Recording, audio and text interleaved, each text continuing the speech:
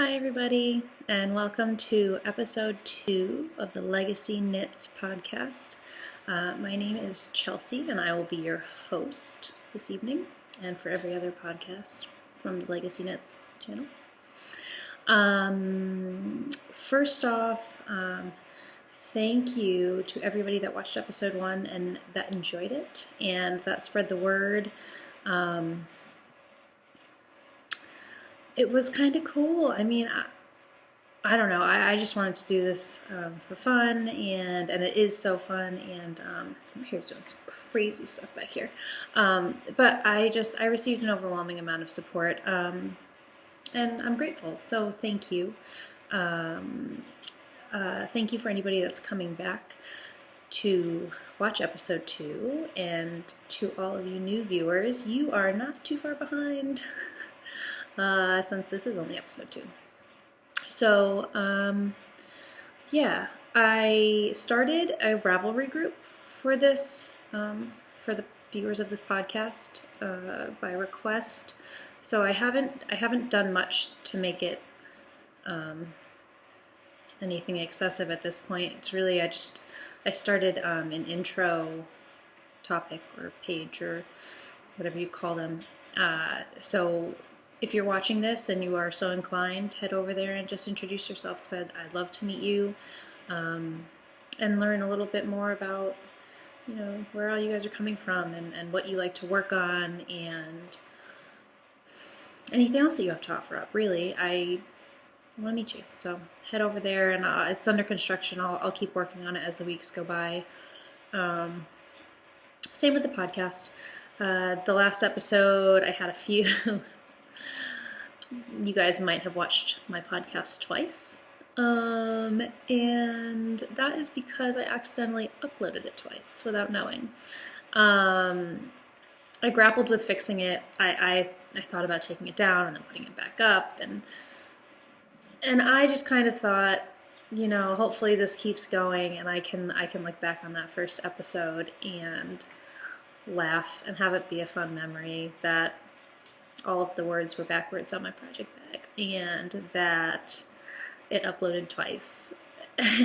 So, and that there were no show notes, but I will add those. I am going to go back and add those. So I'm not going to fix it. If you haven't watched episode 1 yet, just know that you'll be able to stop 36 minutes in because it's on there twice. So, yeah, thank you for your patience with that and for, just kind of sticking with me through the blunders of my first episode. So yeah, I wanted to tell you a little bit about my day because I had a good day, and I'm going to keep it short. I don't want it to overwhelm the podcast, but I typically get out of work around 4 o'clock, and I go with Justin and we go work out, but today I got out at 4 o'clock and decided that I wanted to go to yoga at 6 o'clock, which conveniently left me a 2-hour gap with, some time to kill. So I drove over to the yoga studio at 4 o'clock, and luckily I had my massive bag of knitting with me, as I always do, and I sat there watching a couple of new episodes of podcasts that I like to watch, and I was knitting, and it was just a nice 2 hours. My husband and I work together. We've always worked together. We work together, we live together. Obviously, we live together. We usually work out together, so there's not a lot of occasions where I get to be selfish with my time. And today I decided that I wanted to, and I guess where I was going with this is knitting kind of helped me tap back into me exclusively, and I just think that's a really cool capability that knitting has. It's nice that you can sit down by yourself and have an inner dialogue, and the knitting is just a nice rhythm to kind of keep those thoughts moving and I must sound crazy right now, but it's how I feel, and I was just really feeling it, and it was a good way. It was a good 2 hours with Molly and Sarah. Those were the 2 episodes I watched. Love Sockable and A Homespun House. It was a good 2 hours for me to quiet my mind, and it set me really up really well for what I would consider to be a successful yoga practice. So I don't know. I wanted to share that because I felt that the knitting piece was kind of cool, and that I could kind of stop in the middle of all of it and recognize that a year ago I wouldn't have had that escape before heading into such a focused practice. Anyway, so what I have been working on, almost exclusively again, is my Doodler, because I was bound and determined to finish Clue 2. I ran into a couple, I wouldn't even call them mistakes. I must have lost count on the cables, on the amount of rows in the cables. It looks okay until you get to the very end. So here, I'll show you what Clue 2. So it's got this nice little cable going through it. You can see the nice striped 17th wedge. And we're going and we're going, and we've got a mermaid tail. I'm undecided as to if I think this is going to be a problem. I realized that this was going to happen when I started this little chunk. I realized that I had too much space left to go. So what I really should have done was made 2 smaller cables. Let's see if I can kind of show you. That's what I should have done, but I didn't. So I'm going to carefully maneuver my way through this because I refuse to frog it. But I guess that is kind of the beauty of this pattern, is that it is called the Doodler. So I am going to continue to doodle in my own way. So yes, I finished Clue 2. I need to print out Clue 3 now so I can kind of take a look and see exactly how much this mermaid tail is going to affect Clue 3. If you guys have any insight, which I'm sure you guys do, as to if this is going to be an issue, can you send me a note? Or I'll start a chatter thread for this episode. I think that's what they're called.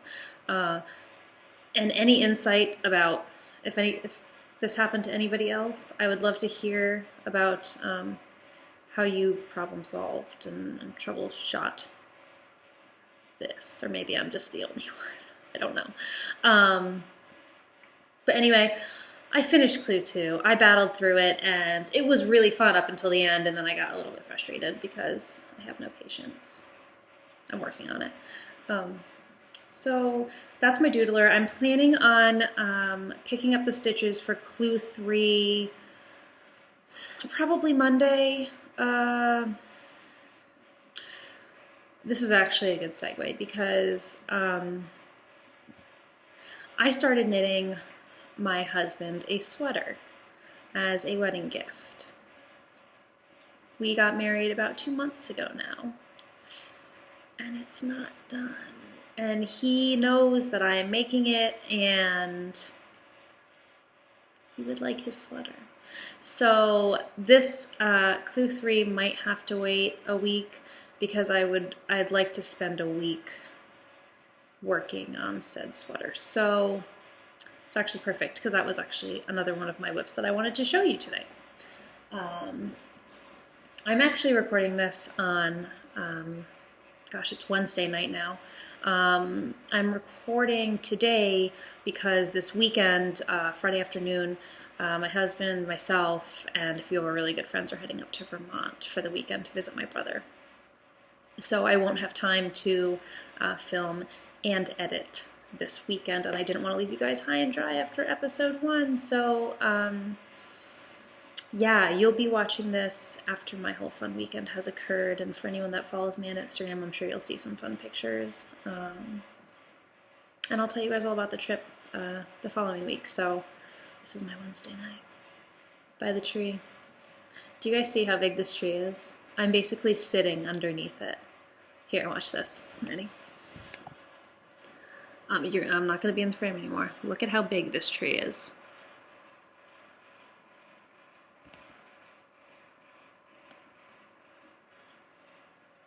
It's huge, right? My brother and Justin and my father had a heck of a time getting that thing in here and set up. But it looks beautiful. It always does. It's always a struggle getting it in here, but then it's always worth it in the end. I say that because I have nothing to do with it other than placing ornaments on it. So anyway, Wednesday night by the Christmas tree, getting a little festive. Now I will show you Justin's sweater that he is waiting for. Not so patiently. So I'm going to show you 2 sleeves and a body. The pattern that I am making, oh gosh, what is it called? I believe it's called the, I don't remember. It's basically a hoodie, a knit hoodie. It has the kangaroo pouch. Hopefully it'll hit me as I'm talking about it. So I'm knitting this, I believe, in Cascade yarn. Maybe. Again, I will actually have show notes this time, I promise you. And actually, as I'm editing it, I will put all the details up in this corner so that you guys have the information. But off the top of my head, I can't remember what the pattern is called, and I actually am not 100% confident on what the yarn is. But I'm going to move back so you guys can see this. This is the body portion of the sweater. It's a navy blue. I'm not sure if it reads very well. And the lighting isn't great right now. I apologize. Nighttime, filming at nighttime presents its own set of challenges for me. But so it's a navy, and this, what you're seeing right here, is a pocket, which I think is so cool. I believe I've done all I can. No, I know I've done all I can in the body. So right now, all of this hits him right at his armpits. So I've done a lot of work on it. And then I also have 2 sleeves. This one might need, I think, like another inch or so. But again, it's navy. I believe this is a 1x1 rib for the cuff. Get a little bit closer. Sorry, guys. Again, the lighting isn't great. So I have 1 sleeve and I have 2 sleeves and I have a body. All I need to do is attach it and knit a hood. That can't be too hard, right? It shouldn't take me that long. I am one of those people, and I forget who I was talking to about this. I was talking to somebody about this earlier this week. I tend to get through 75% of a project, and then I put it down and I say, you know what? I'll finish it. Actually, you know what? It might have been in my first podcast that I was saying that. I don't remember. And that's where I'm at right now, and it's looming, and I can feel the weight of it on my shoulders, and I just want to knit it and get it off the needles and have him wearing it for the winter. So I think this will probably be what I focus on next week. Hopefully I'll be able to show you a finished sweater for the next episode. This is the first sweater that I've knit, and you can tell because the variety of needles that I have been knitting this on is vast. I have been using, and I don't even know what they are. My mother has this huge drawer of needles that she's been collecting for 20 years, maybe 15 years. Just a massive drawer of needles. And I basically got the pattern, got the yarn, and I just dove in head first to that drawer of needles and grabbed whatever was the correct size and the correct cord length. So I don't know what needles I'm using. There's a good chance that they're Addie's because, as I said in episode 1, she's been a fan of Addie needles for a very long time. So she has a lot of them. I believe this is a 24-inch cord. Let's go with it. Again, I promise you I will give you details because I have a few days to edit it before I actually have to post it. So this is what the tips look like. They're a little bit blunt, which, because I'm using a worsted weight yarn, is not too bad. I'm not noticing that it's hindering me in any way, shape, or form or slowing me down. Like I said, I think they're Addie's. I'm not 100% sure. So this was one of the needles that I've used. One of these sleeves, I believe I was using bamboo DPNs knitting them. Like I don't know what these are. Just normal bamboo DPNs. And then these I definitely know. These are Addie's. And I know that because these are actually my needles. They're 16-inch cord. I received them in one of my knit crates. I subscribed to Knit Crate right after I started knitting, thinking it would, help me and teach me. And to a certain extent, it did. But I was almost a little too advanced for the beginners, but not advanced enough for the moderate or the intermediate. I don't know what the next step up is. And I found that I was so new to knitting that my focus was I wanted to buy all of the yarns all of the time. So my bank account was rapidly dwindling.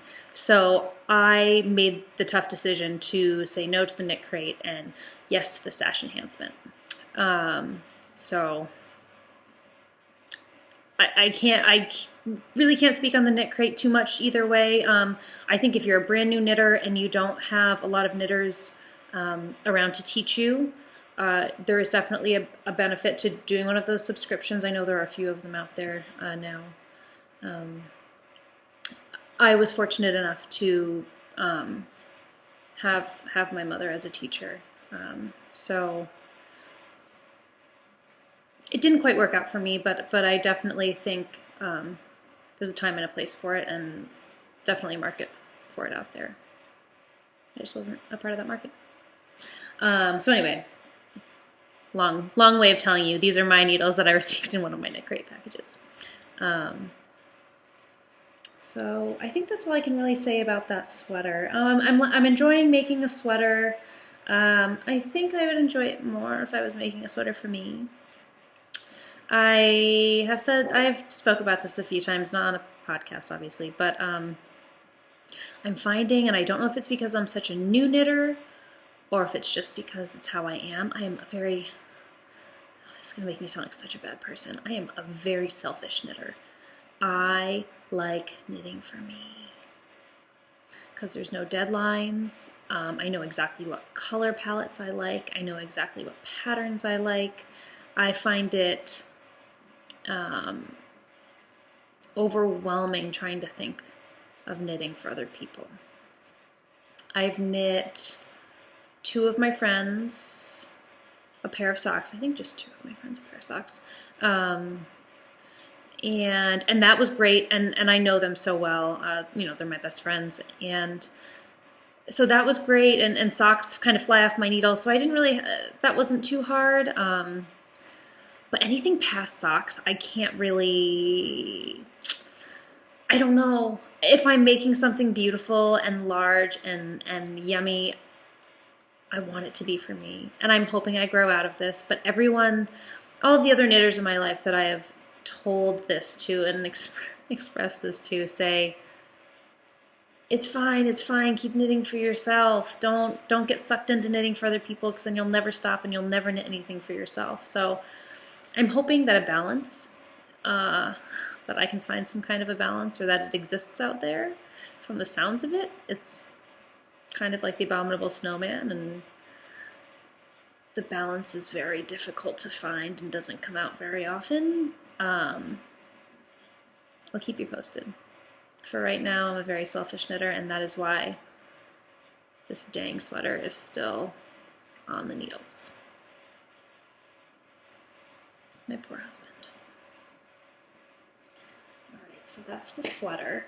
Let's see. This hat is making my head so itchy, but you guys do not want to see my hair right now because it's post-yoga hair, and it's wild.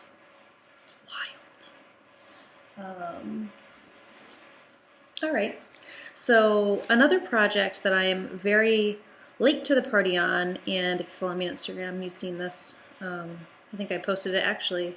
I posted a picture of this project sitting on the other side of this camera, facing the Christmas tree. It is the Cozy Memories blanket, and I've had mini skeins in my stash for probably like 3 months, and I've wanted to start one, and I honestly don't know what was holding me back. I think I probably just had too many projects going, and I didn't want to. I don't know.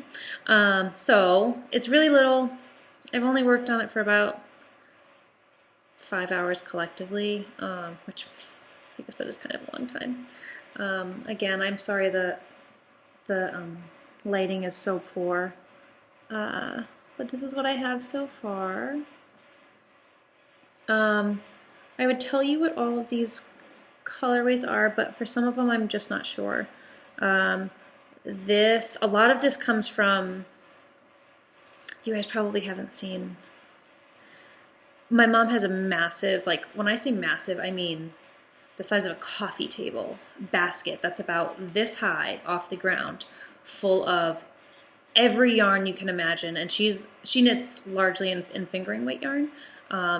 So it is full, and I'll post a picture of it on Instagram for anyone that follows me or who would like to follow me. So she has all of this fingering weight yarn just sitting there. So whenever I want to color, or I know specifically, like, ooh, I'd really like to do a brown up here.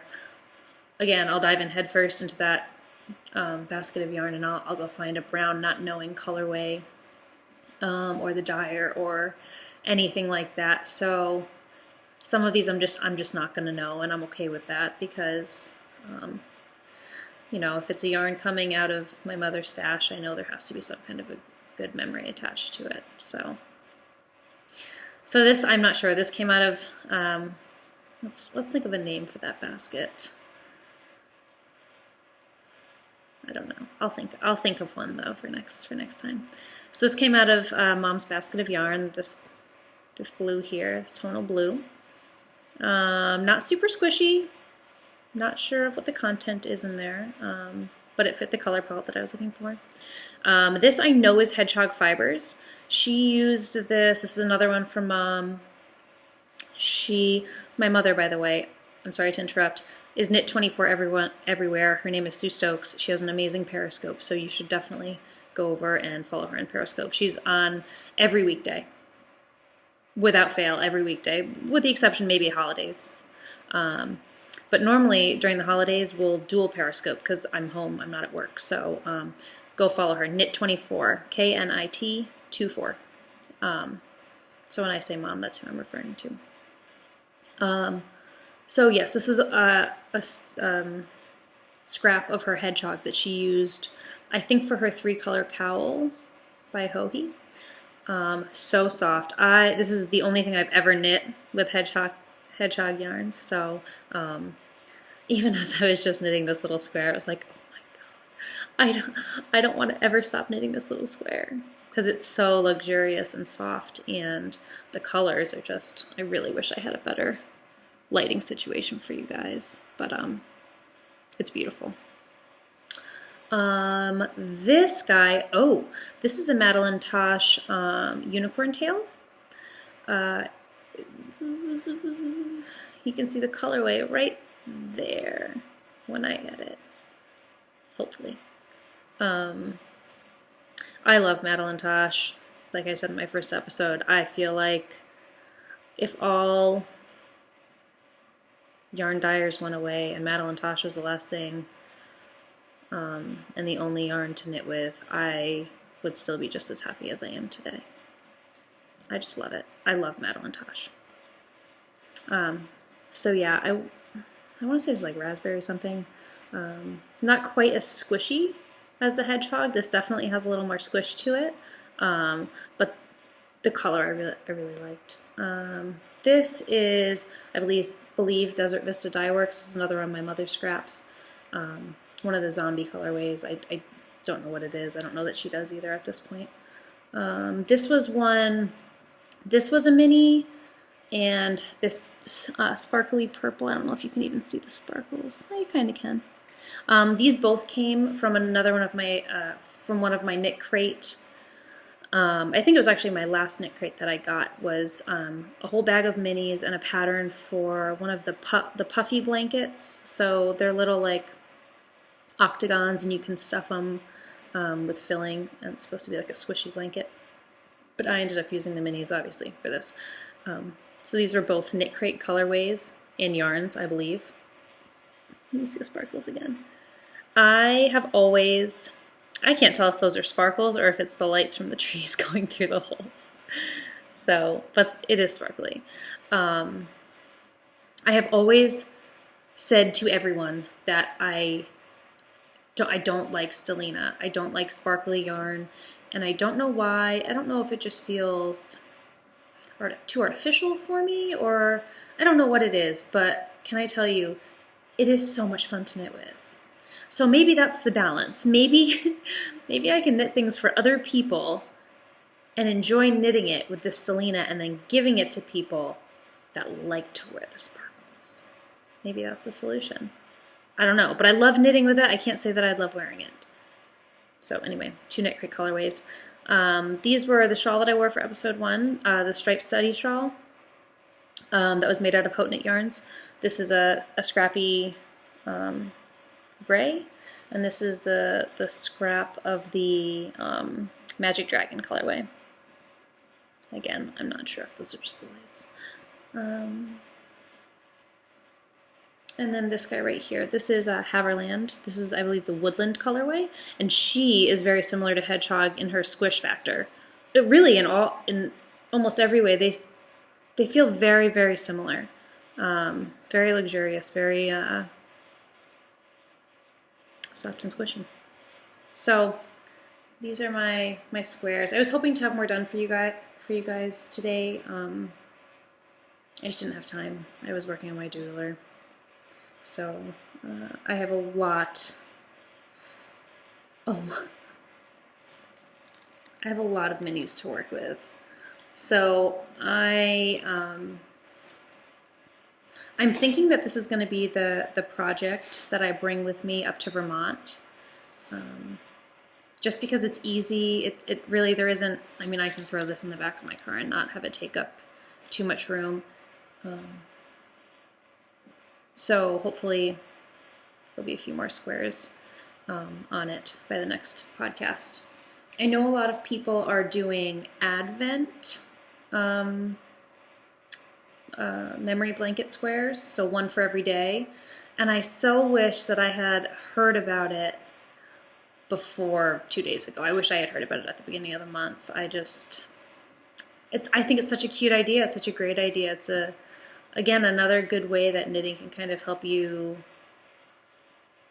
reflect and get into a thought process and just take those, it takes me like an hour and a half to make one of these squares. So take that hour and a half and really kind of focus on what the season means to you and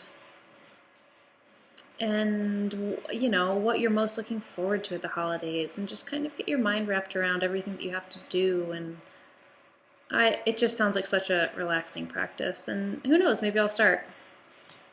Maybe I will. It's not too late. I just missed out on a few days. But anyway, that's my Scrappy blanket. It was one of my projects I wanted to share with you. All right, so, oh, I forgot to tell you, the needles that I'm using for my Scrappy blanket are Knitter's Pride carbons or carbons, however you choose to pronounce them, size 2s, a 16-inch cord. So, it's funny. So yeah, just for anyone that was curious. I know some people knit these in a DK weight, and I think actually even the pattern that I use recommends size 6 needles, so I'm assuming you would need to use a DK weight or heavier to make them not super holey and porous. So yeah, just for anyone that was curious. Okay, let's see. Well, so my husband really wants to learn how to knit, but he wants to learn how to knit socks and socks only. And he's a lefty. And I was curious, and I guess I'll pose this question in the Ravelry group, the LegacyKnitz Ravelry group. Are any of you out there lefties? I'm sure you have to be. Or do you know anybody that's a lefty that knits? And how did they learn? Did they use YouTube? Did they know of other lefty knitters? I know my cousin is also a lefty, and my mom had to teach her, and it wasn't impossible, but it was definitely challenging, having to kind of turn everything around. And I know picking, or I think it's called continental knitting, that could be a good option.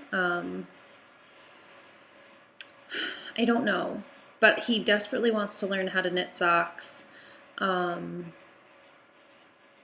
So yeah, if you guys have any advice or experience in this arena, would you mind just, I don't know, posting it in the thread, or even, if you're friends with me on Instagram, direct message me. I'm pretty responsive. I'm just curious. I'm curious because I want to teach him. I think he'd really like it. I don't know. So I wanted to pose that question to all of you guys, or whoever's watching this. But yeah, I think that's really all the knitting content I have for you. I lied. I'm so sorry. I have one more that I wanted to show you, just because I really do like sock knitting and I haven't done it in months. I have had these vanilla socks going for so long, and I guess just wanted to show them to you guys so that I can kind of rejuvenate my energy level with them, because I'm so close to being done. All I have to do is one more toe, and I just can't. Again, 75% through a project, and I throw it to the side. Like I can wear it 75% done. I can't wear a sock without a toe. Anyway, so they're so blasé, but I think they're going to be so cozy. So these are them. It's just a large cuff. It's a 2x2 ribbing. I'm using size 2 needles. They are, the needles that I'm using are actually the Knitter's Pride Platina Cubics, I believe is what they're called. They're size 2, 16-inch cord, but they're cool because they're square needles. And these are the only, here, I'll see if, can you guys get a good idea? Can you kind of see how they're squares? These are the only square needles that I've knit with, and I really like them, honestly. And I have really weak wrists, so I've heard that square needles can sometimes help alleviate a little bit of that weight, or it can help, oh gosh, what's the word I'm looking for? It can help to distribute the weight a little more evenly and give you a better grip on the needles. So I really should start looking into getting some bigger sizes of these to knit shawls with, to see if it does in fact help. because that is actually another huge deterring factor when it comes to Justin's sweater. Is it's so heavy, it literally hurts my wrists to work on. So I'm going to pose another question. For any of you out there that have weak wrists, what do you do to cope with it? I sit with pillows underneath my arms sometimes, and I rest the project on my lap, but I still find I have really little wrists, and I can't figure out. I don't know what to do. I don't want to hurt myself. I don't know.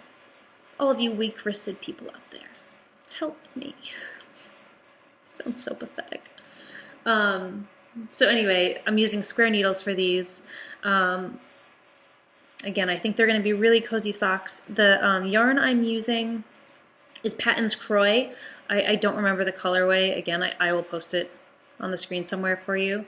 Patton's Croy is, if you haven't heard of it, one of the most amazing, affordable yarns you can find at Joann Fabrics, and I think Michaels and AC Moore. They all carry it, and if you can get it on sale, I mean, we're talking like $2.99 a skein, so you can make a pair of socks for $6. Amazing. And it's really sturdy. I can't say it's the softest, but very sturdy. Like these, I wish there was feel-o-vision right now so you guys could touch them. They're workhorses. I mean, these, they don't wear. And I have actually my Hermione Everyday socks. I'm wearing them right now. And they're made out of Pattons as well. Sorry for the awkward angle. They wear beautifully. Beautifully. So, Patton's Croy, look it up. It's cheap. I bet you could even order it online and get it for cheaper if you were to find like a coupon code or something. I'm using the classic just drop heel. And then, let's see, I actually don't even, it's been so long since I worked on these that I don't even know what toe it is that I'm using. How awful is that? I think just a normal toe. So yeah, it has the decreases along the side.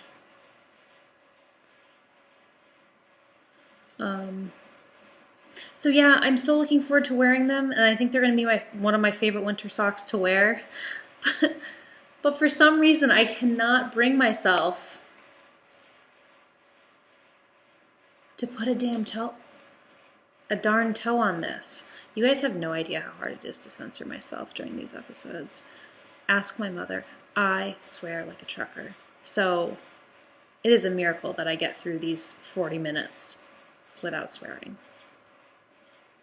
I can't get myself to put a darn toe on these socks. I just need to buckle down and do it. Just gotta do it. So yeah, this is my last whip that I really want to show you because I'm hoping this will rejuvenate me into just finishing them.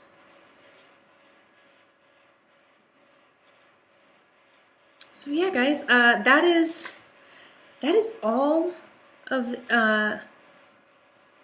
that's all of the knitting content I have for you today. I'm hoping to record one more episode before I celebrate Christmas, obviously with the tree in the background. So before the Christmas week rears its beautiful head and we get to celebrate. I'd like to at least get something quick just to wish you guys happy holidays, because I'm not quite done for the year yet. I feel like I could, I don't know, still provide some fun content for you. So you're watching this on Monday, if you're watching it as I post it. So I hope you have a great week. Get that holiday shopping done. Get that holiday knitting done. Keep those needles moving. And I'll see you next time. Bye, guys.